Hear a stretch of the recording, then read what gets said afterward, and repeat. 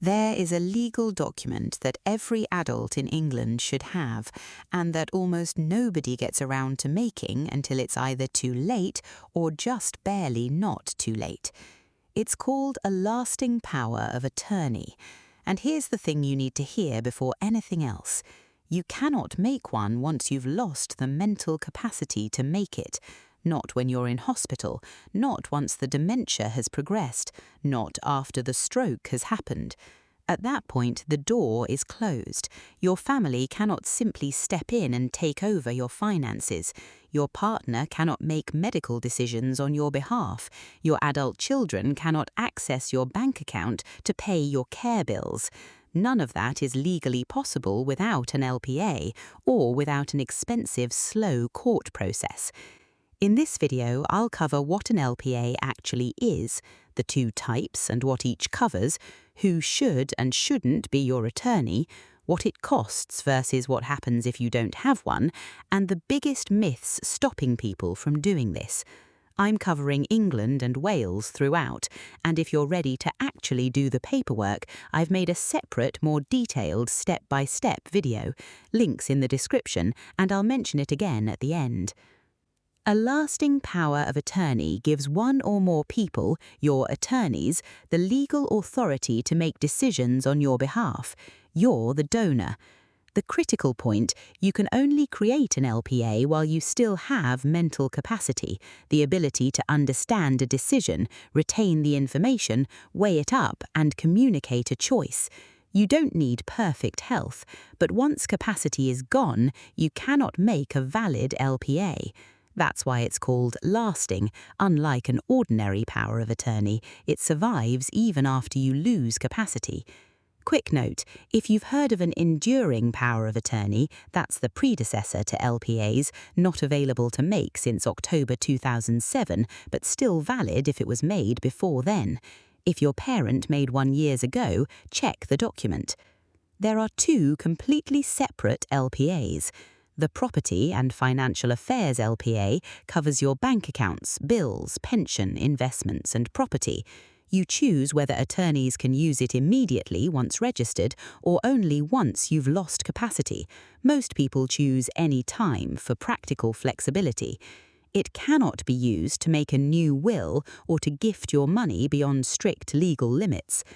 The Health and Welfare LPA, in my view the one that matters most, covers medical treatment, care arrangements, where you live and daily routine.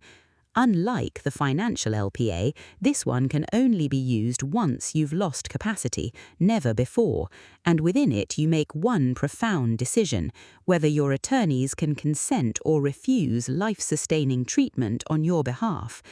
The most common reason people skip this one, my family knows what I want, misses the point entirely.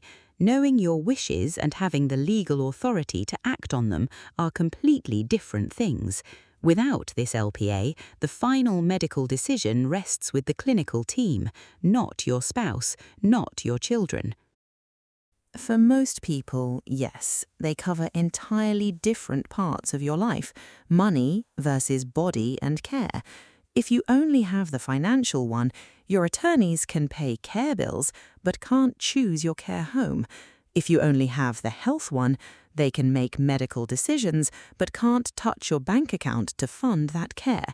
Doing both together is the sensible move, and it's genuinely cheap insurance. Registration is £92 per LPA, so £184 for both. Full fee exemptions exist for low income. I cover exactly how in the follow-up video. This is the most important decision in the whole process, more than any form or fee. They must be 18 or over, and for a financial LPA, not an undischarged bankrupt. But the real test is trust.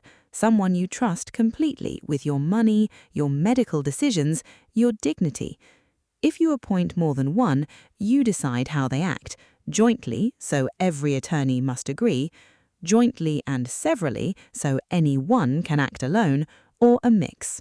My advice, don't default to the eldest child.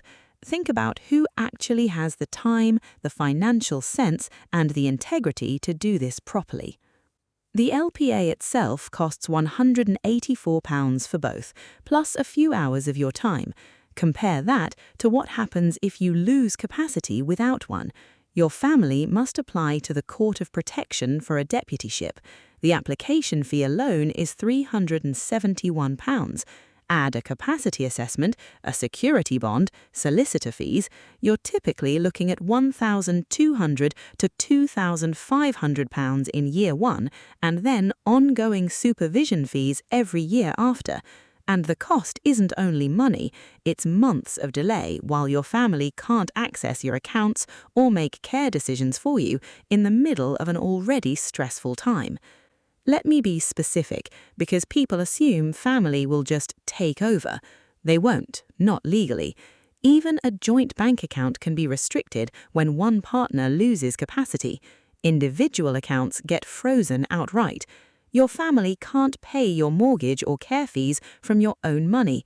For medical decisions, the hospital will consult your family, but the final call rests with the clinical team, not your spouse or children. The only route back in is a court of protection order, and that takes months. Number 1. I've been diagnosed with dementia, so it's too late. Not necessarily true. Capacity is decision-specific and time-specific. Someone in early-stage dementia may still have full capacity to make an LPA today, even though that capacity may reduce over time. If that's you or a loved one, get this done urgently. Speak to a solicitor within weeks, not months. Number 2. I'm only 50, I don't need one yet. Strokes happen at 40. Accidents happen at 35. This isn't a document for old age, it's a document for the unexpected. An LPA can only be made while you have capacity. Once that's gone, the door closes, no exceptions. There are 2 types covering money and care separately. Make both. It costs £184 total versus £1,200 to £2,500 plus for a Court of Protection deputyship if you don't have one. A dementia diagnosis doesn't automatically mean capacity is lost, but the window can close, so act now if that applies to you. An LPA is one of the most important documents you'll ever make, and it's only available to you while you still have the capacity to make it. That window feels permanent until it isn't. If this helped make sense of a confusing topic, subscribe. I cover probate, estate planning, and wills every week in plain English.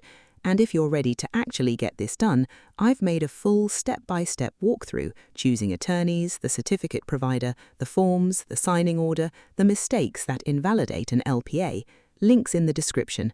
Take care of yourselves and please sort your LPA.